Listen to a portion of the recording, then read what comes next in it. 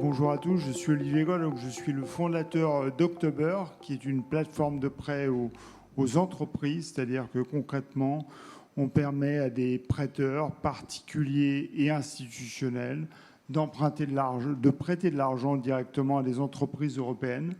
On opère aujourd'hui dans 5 pays, France, Espagne, Italie, Pays-Bas, Allemagne. Beaucoup de similitudes d'ailleurs avec Conto sur l'implantation géographique. Je fais déjà un peu de teasing. C'est utile. On opère dans ces 5 pays. On est une entreprise qui a été créée en octobre 2014. C'est la date à laquelle est paru le décret qui a ouvert une brèche dans le monopole bancaire. Et tout ça nous a permis de prêter un peu plus de 600 millions d'euros dans ces 5 pays. Et aujourd'hui, on fait partie du Next 40, les fameuses 40 entreprises de technologie censées avoir un avenir. A priori, ils ne se sont pas trompés dans le choix. On verra. On verra. Alors, est-ce que tu peux nous expliquer, alors justement, comment est-ce que tu en es arrivé là? Comment est-ce que finalement October aujourd'hui fait partie de ce Next 40? Comment tu as réussi et ton équipe, hein, parce que j'imagine que tu n'es pas seul. Heureusement, sinon le bureau serait fermé. Est-ce que tu peux nous en dire un peu plus? Qu'est-ce qui fait que toi, October, et pourquoi pas d'autres? Alors d'abord, il faut savoir que sur ce marché des plateformes de prêt, c'était une véritable foire d'empoigne en octobre 2014, parce que quand ce monopole bancaire s'est ouvert, tout le monde a eu envie de faire ce métier. En se disant, c'est un métier fantastique, un énorme marché. Le prêt aux PME, c'est une centaine de milliards d'euros par an prêtés aux entreprises dans chacun des grands pays européens. Donc on voit la taille du marché.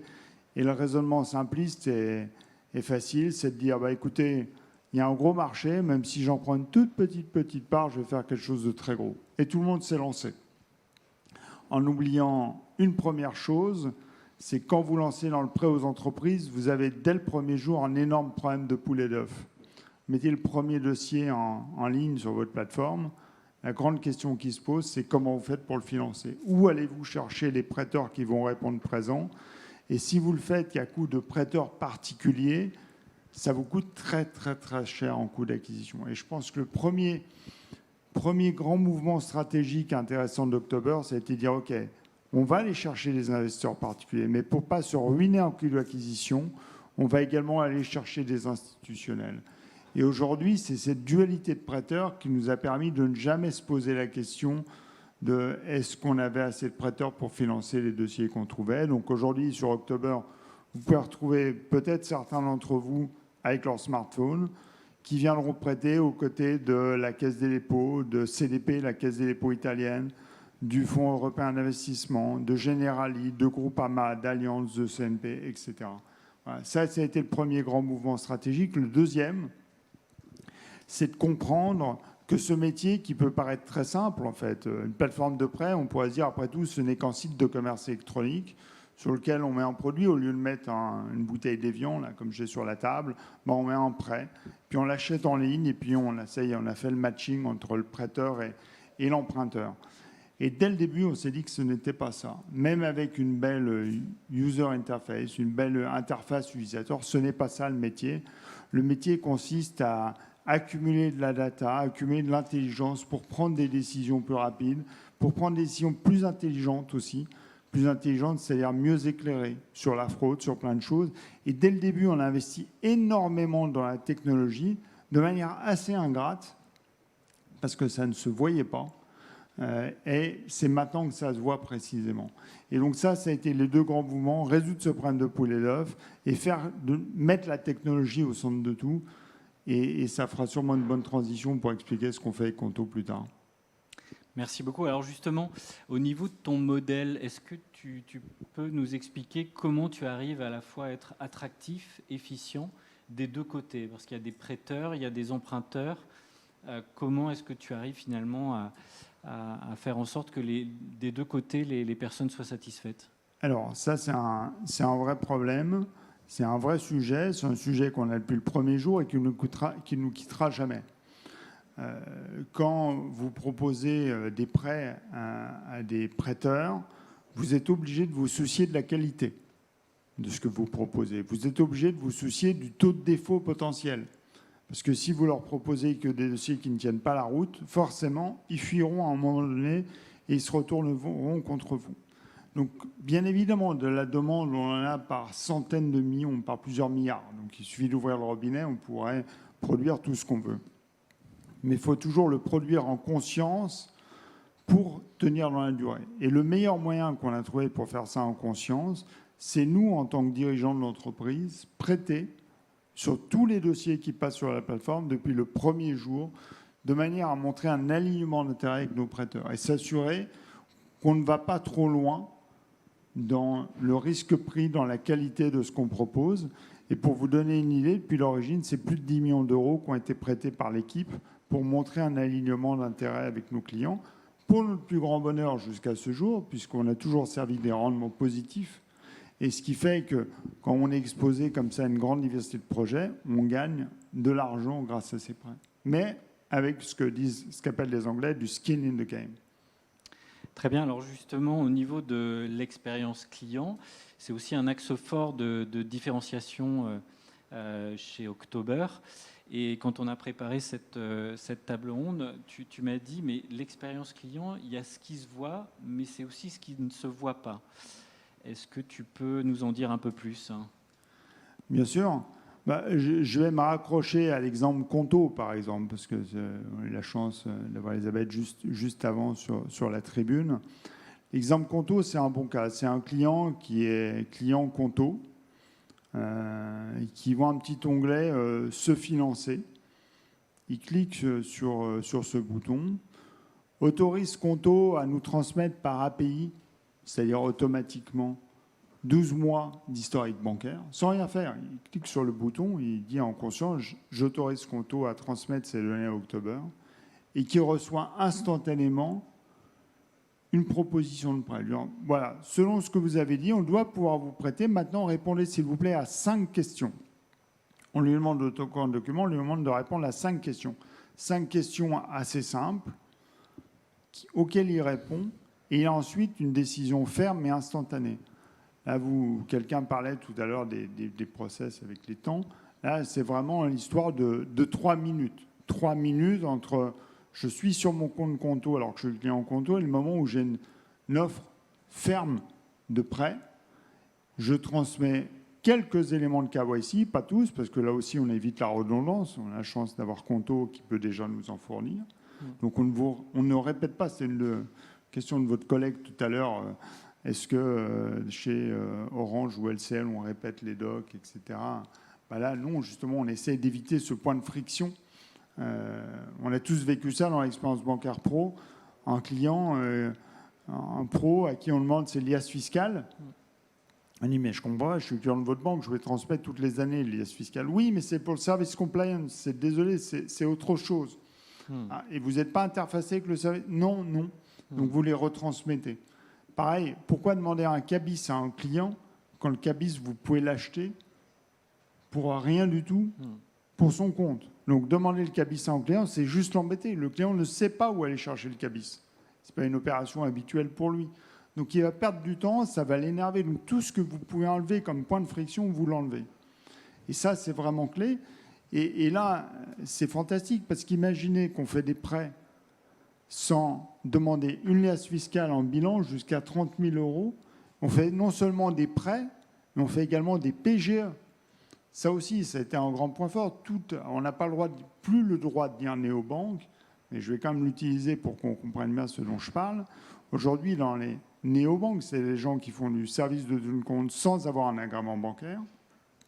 Bien évidemment, aucune ne pouvait proposer des prêts et, a fortiori, aucune ne pouvait proposer des PGE. Aujourd'hui, grâce à October, un client Conto a non seulement accès à des prêts traditionnels, mais également accès à des PGE, mais en 2 secondes.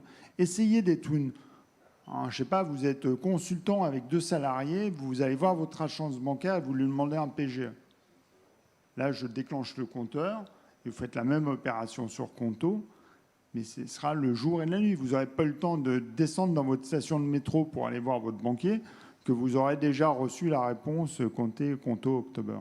Donc c'est ça la révolution. Et la révolution, quand je dis regarder derrière, c'est que ça paraît très simple, mais c'est pas de la l'user experience, c'est pas de l'interface. La réalité de ça, c'est que Conto nous a transmis des milliers d'historiques complets de ses clients bancaires, anonymisés, ça va de soi, je vous rassure tout de suite, sur lesquels notre équipe de data science a pu travailler, calibrer les modèles pour arriver à tout cela. Et le plus beau aujourd'hui dans cela, c'est qu'on arrive non seulement à faire des prêts, mais en plus à détecter des fraudes. C'est ça qui ne se voit pas, qui est derrière, sur des entreprises qui, par ailleurs, ont des crédits dans l'univers traditionnel. Donc ça montre que la technologie, parce que souvent c'est quelque chose où les fintechs sont montrés du doigt, les KYC seraient soi-disant moins bien faits, etc. Oui, non, je ne suis pas d'accord, parce que oui, on a les outils technologiques pour précisément lutter contre ça. Très bien. Alors, tout à l'heure, je fais le parallèle avec Elisabeth.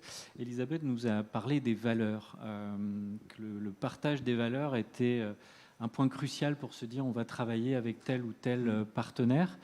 Est-ce que vous, chez October, vous avez également des principes vis-à-vis de développer telle ou telle collaboration avec tel ou tel acteur et si oui, comment ça se passe concrètement ? C'est clair qu'avec Conto, on a à peu près le même profil, l'entreprise. Donc, il y a beaucoup de recettes appliquées chez Conto qui sont appliquées chez October. Dans ce cas raisonné, ce que j'ai entendu dans la bouche d'Elisabeth et pourquoi on s'entend particulièrement bien avec Conto, d'abord, c'est une cohérence géographique dans nos offres. On est exactement présent dans les mêmes pays, à l'exception des Pays-Bas où on est et où Conto n'est pas encore pour l'instant. Donc, il y a un parfait overlap géographique. Essayez même, vous êtes Conto, vous dites tiens, je voudrais faire du prêt avec une banque traditionnelle, pourquoi pas. Essayez de trouver une banque française, ou même étrangère d'ailleurs, qui est présente dans 5 pays en Europe. Il n'y en a pas. Il n'y en a pas. Ou si elles y sont pour faire du coverage grand compte. Mais il n'y a pas de banque qui savent faire des prêts à des TPE, PME dans 5 pays en Europe. Je suis preneur si vous avez un nom, mais je n'en vois pas.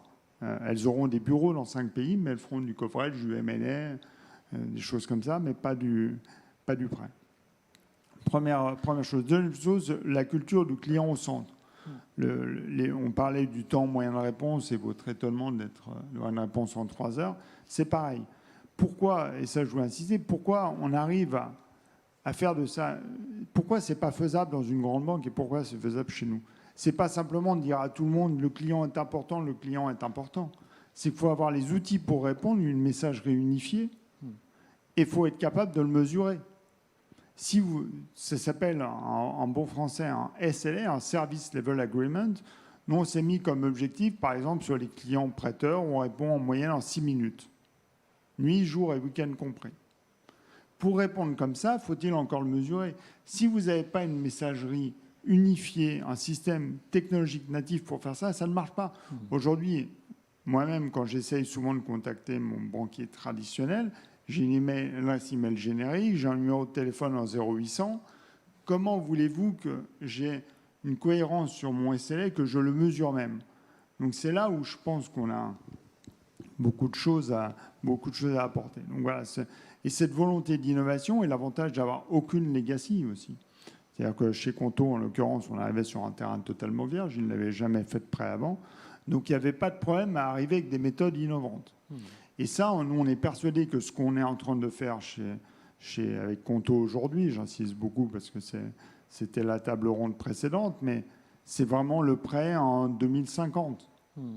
C'est comme ça qu'il se fera. Le prêt, et nous, on discutait avec énormément de banquiers dits traditionnels, ils sont totalement conscients qu'ils ne peuvent plus fonctionner comme ils ont fonctionné. Et la période du Covid n'a fait qu'amplifier cette perception des choses. Donc c'est pour ça que nous, on n'est pas du tout en opposition. Mes exemples un peu piquants pourraient donner cette impression, mais ce n'est pas le cas. On n'est pas du tout en opposition avec les banques traditionnelles. Au contraire, on leur propose notre technologie en marque blanche. On appelait ça October Connect. Voilà encore un point commun avec Conto qu'à Conto Connect. October Connect qui permet quoi? Qui permet de dire à une banque traditionnelle, venez utiliser nos outils. Là, on a signé une grande banque tout à fait classique récemment, qui, sur tous les petits prêts qu'elle fait, nous a demandé d'analyser son portefeuille, parce qu'ils sont allés très vite pendant la période du Covid, ils ont fait énormément de prêts sur des petits montants. On leur a montré qu'ils avaient 4,5% de taux de fraude. Voilà, 4,5%. Donc, on a mené une mission avec eux sur les prêts à venir. Ils ont remboursé 23 fois leur investissement grâce au montant qu'on leur a évité de perdre. Voilà.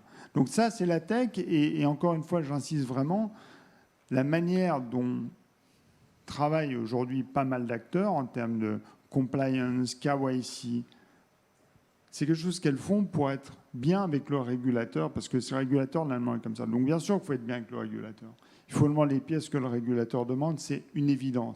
Mais il faut aller plus loin que ça, parce qu'aujourd'hui, les fraudeurs et les gens qui ont envie de pénétrer le système connaissent les règles demandées par les régulateurs et savent les contourner. Donc il faut aller un cran plus loin, il y a plein de technos pour ça, et c'est le seul moyen de faire cette transition du monde traditionnel au monde numérique, c'est de vraiment embrasser la technologie pour ce qu'elle est, c'est-à-dire un formidable vecteur d'efficacité. Très bien. Alors, tu évoquais cette feuille de route potentielle à 2050 dans laquelle October et Conto se sont engagés. Mais du coup, si on est dans une étape un peu plus court-termiste, en 2025, pour October, c'est quoi la feuille de route? Quelles sont justement les prochaines grandes innovations, les grands projets pour October? Je peux même me rapprocher si tu veux, hein. Je peux parler de 2021. Déjà pour montrer aujourd'hui le point très excitant pour nous, et si moi c'est ce qui m'anime au quotidien, c'est ce qui anime l'ensemble de l'équipe, c'est qu'on voit que maintenant qu'on a les prêteurs, maintenant qu'on a la technologie, maintenant qu'on a le fit avec le marché et qu'on est capable de tenir cette promesse du crédit au creux de la main, on a une accélération comme jamais. Je vais donner une stat qui est très simple. On arrive à la fin du mois de juin et avant de partir pour venir ici, je calculais le nombre de dossiers auxquels on a prêté de janvier à juin 2021. Eh bien, on a financé plus d'entreprises de janvier à juin 2021 que de janvier à juin 2017, 2018, 2019 et 2020 cumulés. Voilà. Donc ça vous montre l'accélération qu'il y a. Et aujourd'hui, on sent qu'on est sur quelque chose de très gros parce que ça accélère. On sent aussi qu'on est sur quelque chose de très gros parce que les banques traditionnelles aussi disent « Allez, maintenant, il faut qu'on passe outre cette legacy qu'on a et qu'on prenne que la révolution numérique ne concerne pas que le client particulier. » Au début, ça a été beaucoup ça, mettre du numérique pour le particulier en disant « Non, non, l'entrepreneur, lui, c'est l'artisanal, c'est la relation humaine. » Bien sûr, tout le monde aime les hommes, mais le sujet n'est pas que là. Il faut encore parler avec des hommes pour des tâches à valeur ajoutée. Un homme qui vient vous demander pour la 5e fois votre pièce d'identité, ce n'est pas un homme qui vous intéresse. Très bien. Dernière question. Tu parles de cette hyper-croissance. Donc j'imagine le portefeuille client grandit, les équipes grandissent, sans doute les process finalement s'allongent également. Est-ce que tu anticipes déjà cette hyper-croissance et comment faire pour rester innovant, rester agile dans cette hyper-croissance tout en essayant d'éviter quelque part que ça devienne juste n'importe quoi? D'abord, on est obligé d'avoir des process. On ne peut pas croître sans process, sans rigueur, surtout quand la matière première que vous traitez, c'est de l'argent. Vous vous égarez quelques paires de chaussures parce que vous êtes e-commerçant. C'est pas génial, vous aurez quelques mauvaises critiques, mais vous en remettrez. Vous égarez de l'argent pour des clients. Non seulement vous aurez problème avec les clients, mais avec votre régulateur. Donc ça, c'est pas possible. La deuxième chose, c'est de cultiver cet état d'esprit. On parlait de mettre le client au centre, mais en interne, d'être suffisamment lucide pour accepter de casser ce qu'on a fait il y a 6 mois, il y a 1 an, il y a 2 ans en permanence. Et nos process changent en permanence. En permanence, on questionne ce que l'on a fait et pourquoi pas l'abandonner, le casser, recommencer de zéro, parce que c'est souvent le seul moyen de repartir efficacement. Et j'ai plus le nombre d'itérations qu'on a fait sur nos process, mais en permanence on casse, en permanence on abandonne des outils. C'est l'unique moyen de ne pas sédimenter des couches inutiles. Merci beaucoup en tout cas Olivier pour ce beau partage d'expérience.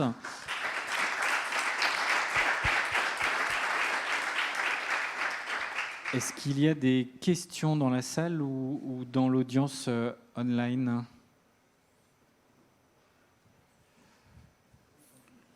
Oui, une question. Bonjour. Est-ce que vous pouvez parler Vous pouvez parler des détails du modèle crédit pour analyser le default, le crédit de vos clients. Vous en avez légèrement parlé, c'est une analyse crédit traditionnelle ou c'est des modèles à partir de certains... Alors, ouais, les modèles diffèrent déjà en fonction de la taille des entreprises. Bien sûr, on regarde des ratios financiers comme tout le monde. De ce point de vue, une analyse assez classique. Mais on n'est pas forcément classique dans les informations qu'on regarde. Grosso modo, pour faire une note de crédit, on regarde 3 choses. On regarde la qualité financière de l'entreprise, on regarde le marché dans lequel elle évolue et on regarde les hommes qui la dirigent. Et c'est ces 3 composantes qui donnent à la fin en scoring une probabilité de défaut. Ce qui est très intéressant, par exemple, et je reste sur mon exemple Conto, c'est qu'on fait quelque chose qu'aujourd'hui les banques ne font pas, c'est du scoring à partir des seules transactions bancaires. Là où d'habitude on demande des liasses fiscales pour avoir les bilans et comptes de résultats. Notre conviction ici, c'est que ça ne sert à rien. Vous êtes 3 consultants, je ne sais pas, en ressources humaines, vous voulez emprunter de l'argent. Regardez votre bilan, on ne va pas m'apprendre grand-chose. Je vais peut-être apprendre que vous avez une voiture de fonction, que vous avez une provision dessus, peut-être 1 ou 2 provisions pour clients douteux. Et alors, ça date, ces chiffres sûrement d'il y a 8-12 mois en arrière. Je préfère en fait regarder votre compte en banque. Je préfère regarder les flux, je préfère savoir si la semaine dernière vous avez fait facturer, je préfère savoir combien de fois vous êtes à découvert par an, je préfère savoir si vous êtes à jour de vos charges sociales, si vous avez d'autres prêts, parce que je les vois, il y a des prélèvements régulièrement. Est-ce que vous payez? Est-ce que vous avez des prêts mais vous avez arrêté de payer? Est-ce que c'est un prêt excédent ou est-ce que c'est une conciliation qu'on ne peut pas voir par définition dans un bilan? Donc c'est toutes ces infos-là. Ça, c'est assez en rupture. C'est quelque chose qui est d'ailleurs toujours étonnant pour moi. Autant il y a 20 ans, quand les banques faisaient des prêts aux entreprises, elles leur demandaient leur levée de compte, autant elles ne le font plus aujourd'hui. Ce qui est assez surprenant parce qu'on le fait pour des clientèles particulières, on ne le fait pas pour des clientèles entreprises. Et comme les entreprises sont quasiment toutes multibancarisées à partir d'une certaine taille, c'est un vrai problème. Merci beaucoup. C'est différent.